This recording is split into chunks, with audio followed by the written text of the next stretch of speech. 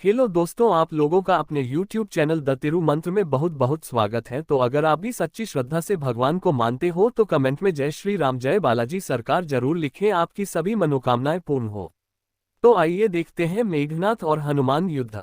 जम्बूवाली के वध का समाचार पाकर निशाचर राज रावण को बहुत क्रोध आया। उसने 7 मंत्रिपुत्रों को और 5 बड़े बड़े नायकों को बुलाकर आज्ञा दी कि उस दुष्ट वानर को जीवित या मृत मेरे सम्मुख उपस्थित करो।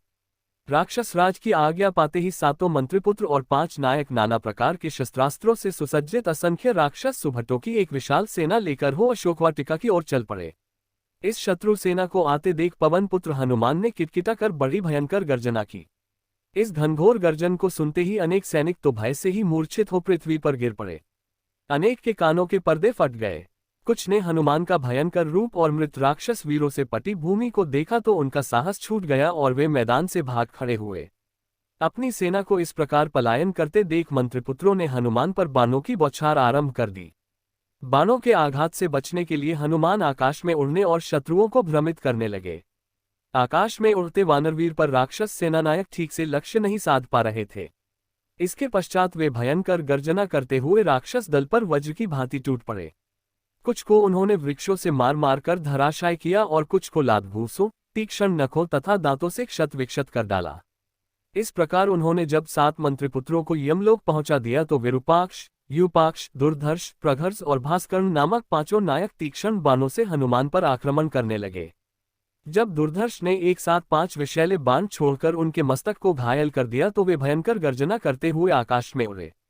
दुर्धर्ष भी उनका अनुसरण करता हुआ आकाश में उड़ा और वहीं से उन पर बाणों की वर्षा करने लगा। ये देखकर दांत किटकिटाते हुए पवनपुत्र दुर्धर्ष के ऊपर कूद पड़े। इस अप्रत्याशित आघात को न सह पाने के कारण वह तीव्र वेग से पृथ्वी पर गिरा, उसका सिर फट गया और वह मर गया। दुर्धर्ष को इस प्रकार मारकर हनुमान ने एक साखू का वृक्ष उखाड़कर ऐसी भयंकर मारकाट मचाई कि वे चारों नायक भी अपनी सेनाओं सहित धराशायी हो गए। कुछ राक्षस अपने प्राण बचाकर बेतहाशा दौड़ते हुए रावण के दरबार में पहुंच गए और वहां जाकर उसे सब योद्धाओं के मारे जाने का समाचार दिया। जब रावण ने एक अकेले वानर के द्वारा इतने पराक्रमी नायकों तथा विशाल सेना के विनाश का समाचार सुना तो उसे बड़ा आश्चर्य और क्रोध हुआ। उसने अपने वीर पुत्र अक्षय कुमार को एक विशाल सेना के साथ अशोक वाटिका में भेजा। अक्षय कुमार ने हनुमान को दूर से देखते ही उन पर आक्रमण कर दिया। अवसर पाकर जब अंजनी पुत्र ने उसके समस्त अस्त्र शस्त्रों को छीन कर तोड़ डाला तो अक्षय कुमार उनसे मल्लयुद्ध करने के लिए भिड़ गया, परंतु वह हनुमान से पार न पा सका। हनुमान ने उसे पृथ्वी पर से इस प्रकार उठा लिया जिस प्रकार गरुड़ सर्प को उठा लेता है। फिर दोनों हाथों से बल लगाकर मसल डाला जिससे उसकी हड्डियां पसलियां टूट गईं और वह चीत्कार करता हुआ यमलोक चला गया। जब रावण ने अपने प्यारे पुत्र अक्षय कुमार की मृत्यु का समाचार सुना तो उसे बहुत दुख हुआ। उसके क्रोध का अंत न रहा।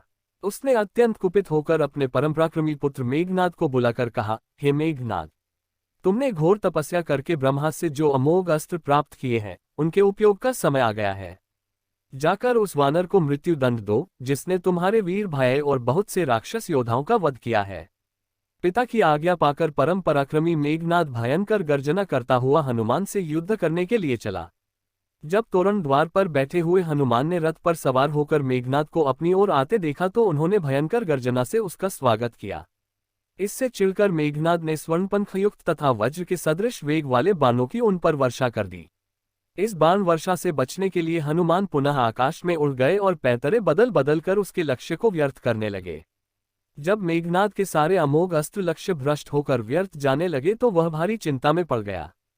फिर कुछ सोचकर उसने विपक्षी को बांधने वाला ब्रह्मास्त्र छोड़ा और उससे हनुमान को बांध लिया। फिर उन्हें घसीटता हुआ रावण के दरबार में पहुंचा।